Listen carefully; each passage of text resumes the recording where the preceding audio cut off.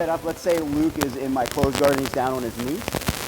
One of the main ways for my partner to break my guard is to stand, right? Yep, here, and he's, go ahead, way up, and kind of putting pressure in me. So we're gonna take advantage of this. So look what I'm gonna do. I'm gonna take my own lapel on whatever side I want. I'm going to pass it behind my back to my other hand. Does everybody follow so far?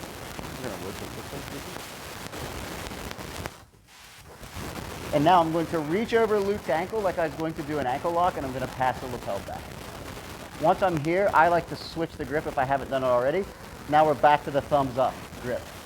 Remember that secondary Granby roll? Release my legs, swing my leg up and over, and keep the lapel in my hand. And now look, it lifts Luke's leg up. I can now just pull the lapel to me to put him down, and now I can start passing from here.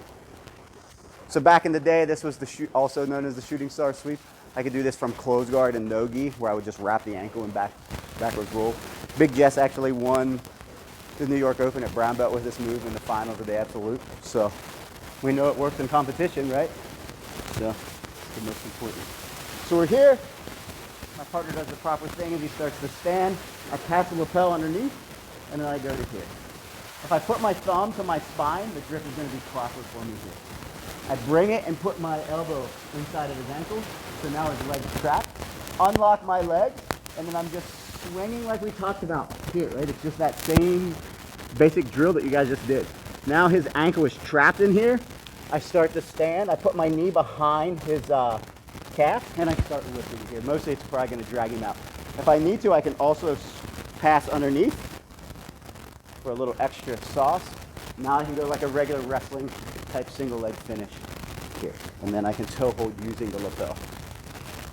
Just don't get DQ doing that. You guys want to try? 1, 2, 3. I don't know if we'll even drill it, but I just want to show you guys this position because it kind of goes for the beginning part of the Granby drill that we did, right? Because most of the stuff that we do has a function, just sometimes you don't think about the function until it comes later. So another position that can happen is if Luke stays standing and now I'm back on his lapel, how we did so this first position you guys did was called squid guard. So another position that's very similar to this is called the guard-riba guard, just named after the guy that invented it. So instead of inverting, I can turn my knee in and then pass the lapel to here. Now when I slide in, I have Luke trapped in this manner. Does everybody see? So this is another position. Now I can go back to what we did with the squid guard. I hook, I come in, and now I push Luke forward. Here. This actually gives me a nice passing opportunity here. I'm going to kind of loosen the gi up and flare my elbow up. Notice how it's now on the top part of the thigh. As I come up now, I'm going to just put my knee on top of Luke, release the lapel, and it gives me a nice long step on top of him. So this can also happen later is if Luke's down. Oh, sorry. Yeah, he's here. I go through here. I get a nice ankle lock grip, and I get to this guard-riba guard, and I make him drop down to his knee here. Look, I can come up, and this is where you guys do the Granby every class. I can now Granby through.